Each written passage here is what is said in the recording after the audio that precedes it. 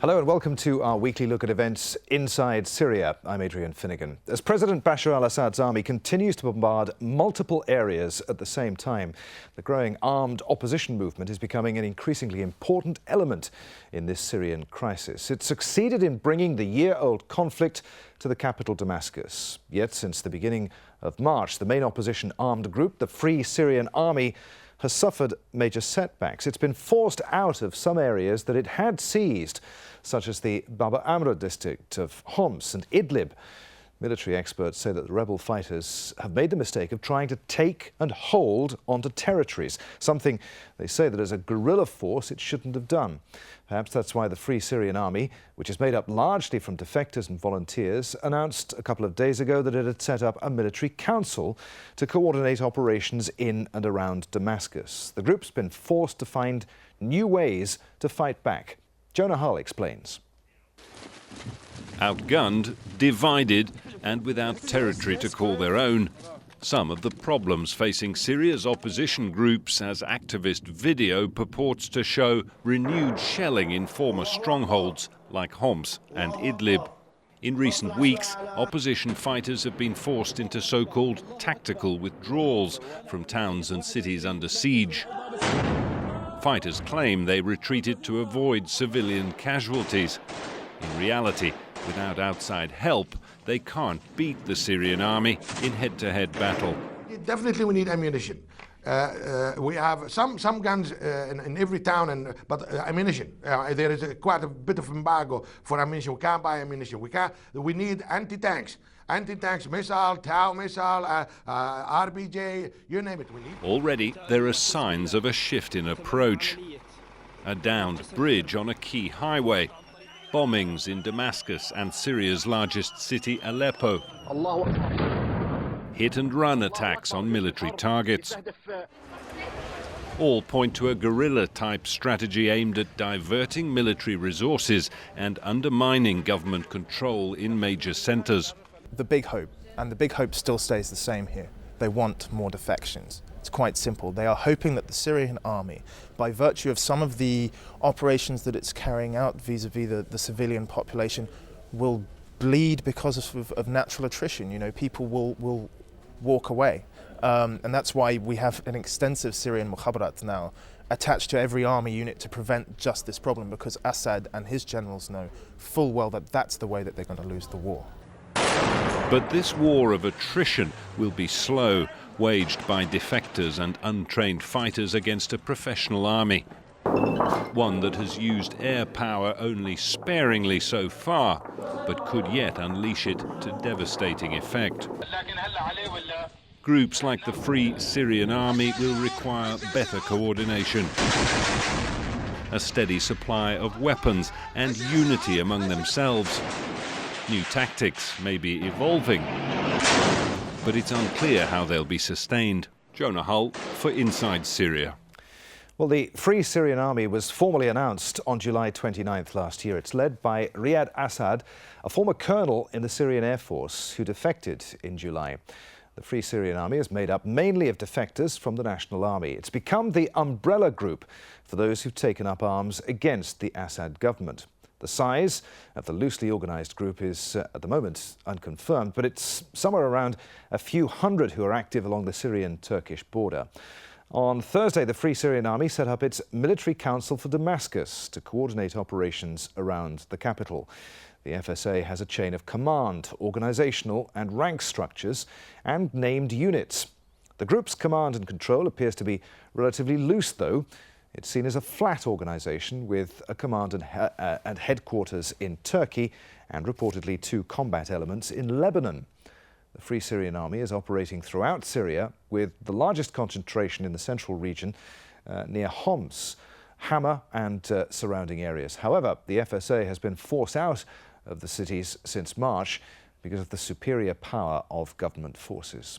Well, joining us now are our 3 guests today. From Washington, Joseph Holliday, a senior research analyst at the Institute for the Study of War. In Beirut, Nicholas Noe, a co-founder of MideastWire.com. And from Dubai, we're joined by Yaser Tabbara, a member of the Syrian National Council. Gentlemen, welcome to you all. Joseph Holliday, is the armed opposition in Syria just too small, ill-equipped and disorganized to pose a serious threat to the Assad regime? Well, I think one important thing to note is that these types of guerrilla attacks have really been going on with a high degree of effectiveness since last October. It was only in January that the rebels tried their strategy of holding on to terrain and forcing the Assad regime to fight them. This new development, where they've been pushed out of the cities, is really just a continuation of what we saw earlier on. And what it is doing is it's forcing the regime to fight on too many fronts at once. And as a result of that, the rebels may be able to erode the regime's control over large sections of the countryside. Nicholas Noe, why was it such a mistake for the armed opposition in Syria to try to hold on to territory in densely populated areas like Homs? Well, I'm not a military analyst, but I'll say politically at least, certainly, this decision to kind of create these mini Stalingrads, if you will, had the effect of creating a direct confrontation, direct violent military confrontation with the regime, which, as we know, acts with incredible brutality when pressed with these sorts of situations. What that did really was lead to a series of highly violent, explosive situations where it became very hard to turn back towards a political negotiating track, precisely because so much blood had been spilled. So the regime had gone so far, its opponents had begun to go very far in their violence and counter-violence as well. So the original decision there to militarize around key, also civilian-populated areas created a kind of conflict, which this regime is, as we know, is wont to do, to engage in brutal assaults that include against its own civilians. They did that. They did that. And unfortunately, what happened is that it means that, especially for some of Assad's Western opponents, but also some of its Arab regime opponents, it meant that the Assad sort of balance with the opposition started to go beyond the pale of where a political solution seemed possible, even though we're perhaps moving back towards that right now. That, I think, was a strategic blow for the opposition, the Syrian internal especially, and external opposition as well, because it really helped to close off the possibility of a negotiated solution, which I think ultimately is going to be a disaster for everyone, for the regime, for the opposition, and for the people of the region as well. All right, we'll come back to that point in just a moment, but first, Yaser Tabbara, what influence does the Syrian National Council have over the various armed groups operating on the ground in Syria? Is there a chain of command between the Syrian National Council and the FSA? Well, before I answer that question, Andrew, I would like to lay some context on why there has been these sort of decisions to hold on to some areas, whether it's Homs or Idlib or Daraa or other areas by the Free Syria Army. The armed opposition, the opposition in general, the Syrian opposition, has been handed a catch-22 situation by the international community and by the Assad regime and by the brutality of the Assad regime. On one hand, we have been calling very clearly for months now for the world to help us establish a safe zone where we bring to it a number of high-level defections of the Syrian army that have been willing to defect but have lacked the area and the safe zone to do so. And on the other, we hear from the international community that without high-level defections and without some sort of an organization, politically or militaristically, there's not going to be much materialistic help or logistical help. So you see, this is why some of these decisions have been made to go on and to basically take hold of entire areas. Now, as far as the relationship between the Syrian National Council and as the biggest umbrella political opposition group for Syrians, and the Free Syria Army as also the umbrella armed opposition group, there has been a number of very high-level contacts. There have been a number of agreements that have been signed and have basically been forged.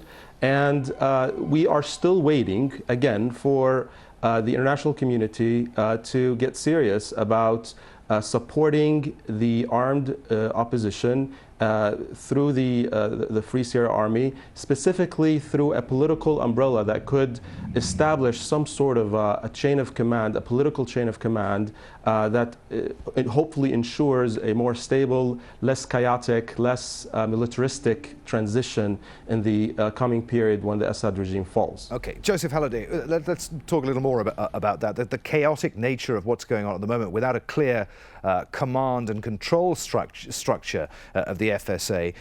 You were talking about this shift in focus, pulling the fighting away from less densely populated areas out into the country. It appears that the Syrian opposition groups are adopting the kind of hit-and-run tactics more commonly used by insurgents in Iraq. What are the implications of that? Are we looking perhaps now at a protracted guerrilla war in Syria?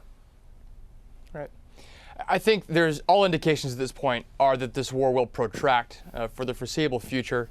The Assad regime's primary formations have remained intact, and yet the rebels have been able to survive very effectively so far. I think one of the most important things to consider here is that the rebels might not be operating under a unified chain of command as we would consider it in traditional military terms. That said, these local groups are very organized at the local and district, city level. And what's more, they've demonstrated the ability to be aware of the operations being conducted by other groups in other areas, and that's allowed them to conduct complementary operations. For example, when the Assad regime attacked Zabadani in January, you had rebels in Rastan take that opportunity to take over that territory. And so what you see is an instance where these operational groups are conducting complementary operations, even if they are not being directed by some form of chain of command. Okay. And of course, go ahead.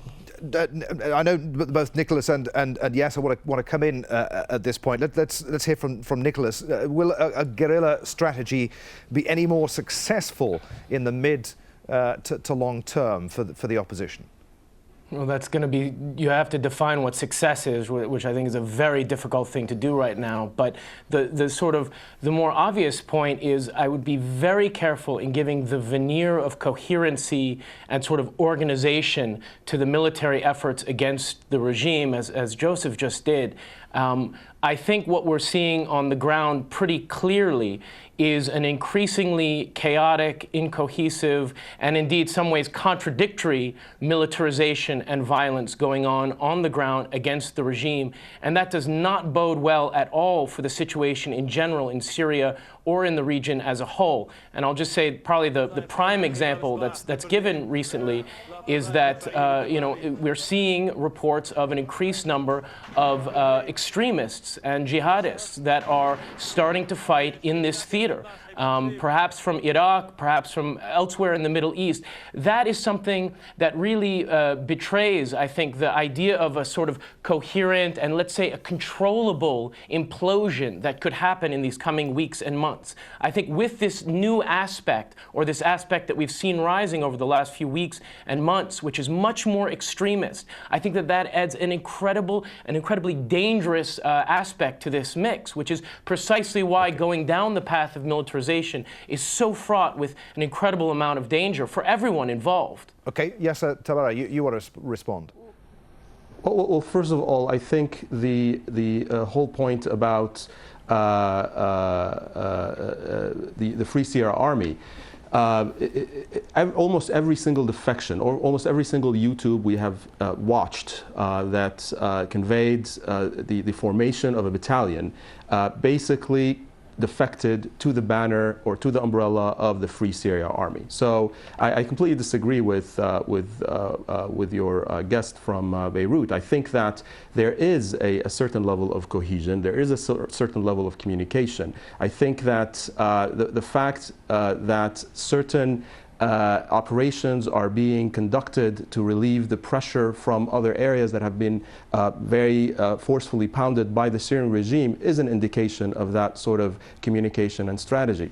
Another point I want to make on this the shelling of the Syrian regime and the criminality of the Syrian regime against heavily, densely populated areas. I think that the Free Syria Army elements in for example, Homs, have made the very early realization that the regime is using them as basically an excuse to pound and completely destroy absolute neighborhoods, complete neighborhoods in Homs, because of the excuse of the existence of the Free Syria Army in these neighborhoods. So they made the tactical decision, the early on decision, to withdraw. Despite of their withdrawal, despite the fact that the Syrian regime forces and elements have recognized that withdrawal, they kept on with their criminality and with their shelling of these heavily densely populated areas. And so this shows you the sort of intention that this regime has.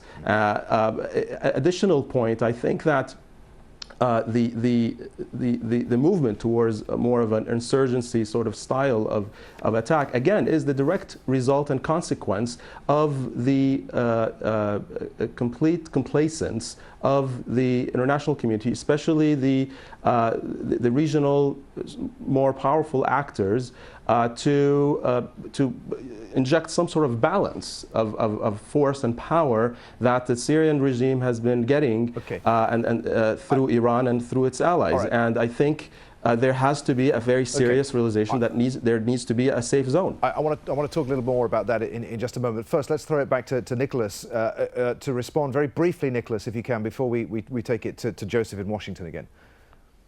Sure. I mean, on that critical last point, which is the criticism of the international action or lack thereof, he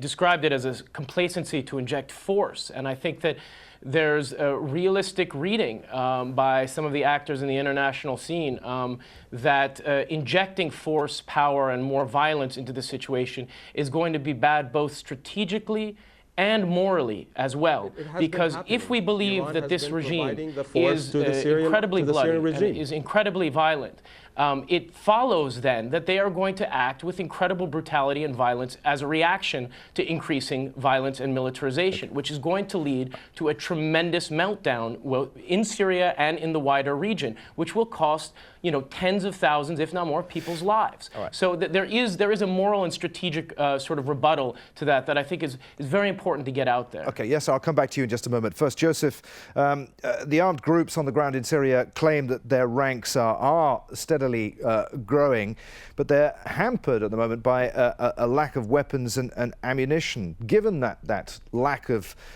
resources, what are their chances of sustaining a war of attrition? Right. Well, indications are that up to this point, they have received most of their weapons from Syria itself, from purchasing it from corrupt army officers, raiding depots and checkpoints, and also from smugglers from Lebanon and Iraq primarily. But as you see the growth, the great expansion of groups and units who want to fight, it seems that the demand for weapons is just outstripping the supply at this point. I don't think it's an indicator that there's fewer weapons around. The one important point here about options towards greater use of force on behalf of, on the part of the international community, absolutely, there's a lot of cause for concern and caution here. There's no question that outside involvement would further escalate this conflict.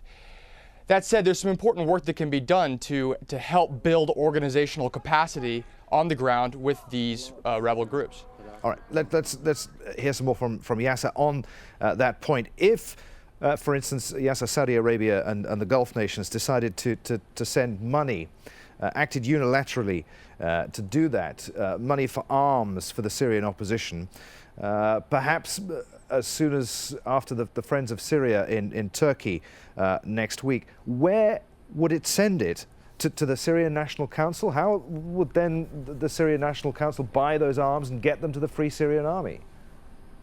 Well, I mean, I think the Syrian National Council, it's well on its way of being internationally recognized as the legitimate representative of the Syrian people, despite of its internal issues that are not strange to anyone right now in the world. However, I think there has to be a serious will to invest in the strengthening of the infrastructure of the Syrian National Council and of its military bureau for it to be basically the entity that receives that sort of help and that distributes it through creating a very clear chain of command that preserves the political will over the militaristic one. But again, I want to go back to your Beirut guest's rebuttal on the moral issue that he brought about. Again, we've seen time and time again that the true intentions of the Syrian regime of Bashar al-Assad and his thugs to completely wipe out any semblance of any resistance, armed or peaceful.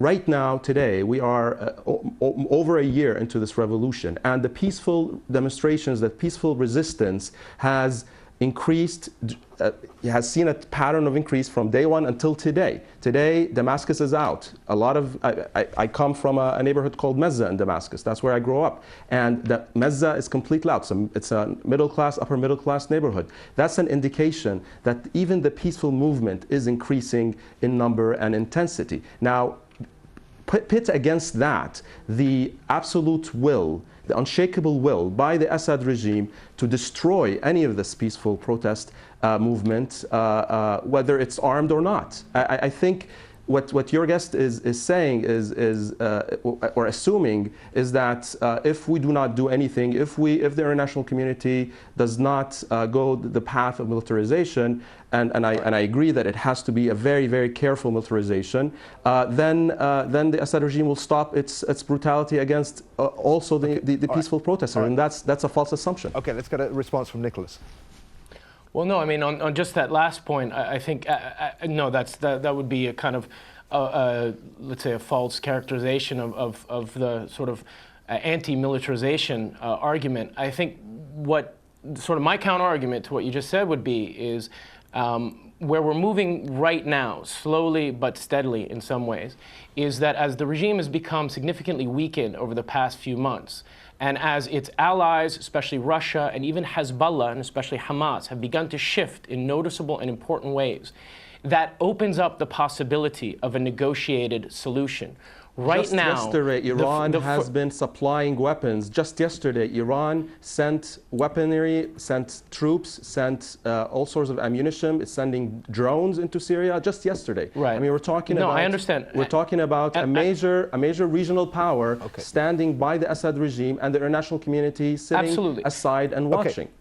And we're having on the other side reports now not denied by the Saudis that they're moving military equipment through Jordan into Syria. I'm saying you're probably likely right about Iranian and maybe even Hezbollah support. Okay? The Saudis are not moving drones. That's beside the point. The Saudis are not moving high-tech equipment. The specific nature of the military equipment is beside the point. The larger issue is that increasing militarization of this is wiping out the possibility of any kind of a negotiated solution, which I'm saying has now become more feasible, precisely because the regime has been weakened so substantially, precisely because we're now seeing Hassan Nasrallah of Hezbollah changing his position in important but subtle ways. We're seeing Russia shifting its position in small but subtle ways. This is changing the overall balance of power in the region and the overall prospects of negotiation. I think given the alternatives, which is going to be, as you said, given the nature of this regime, a terrible response, a terrible regional war, I think that this is what we should be investigating a lot, or investing a lot of our options in. Okay, let's get a final word. Showed every indication. Okay, yes, I'm sorry to interrupt you. Let's give a final word to Joseph Holliday here, because we're almost out of time. Given all that you've heard here, Joseph, is there a danger that Syria is sliding inexorably towards a civil war? Well, I think we are in civil war. It's just a question of intensity at this point. And the fact is, look, I think we are past a negotiated settlement for a lot of reasons. The Assad regime has never indicated its willingness to step down or make changes, really. And at this point, the Assad regime believes they've won. I think it's important to disassociate and just make a difference between some of the statements coming out of Russian Foreign Minister Lavrov, and then the Russians turn and continue to provide important military equipment and to some reports, personnel to the Syrians, to the regime in Tartus. Joseph, I'm sorry to cut you off, but we are out of time. Thank you very much indeed to our guests today, Joseph Holliday in Washington, Nicholas Noe in Beirut, and Yaser Tabbara in Dubai. And thank you very much for watching. Catch the show again online at aljazeera.com. In Doha, I'm Adrian Finnegan. I'll see you again. Bye for now.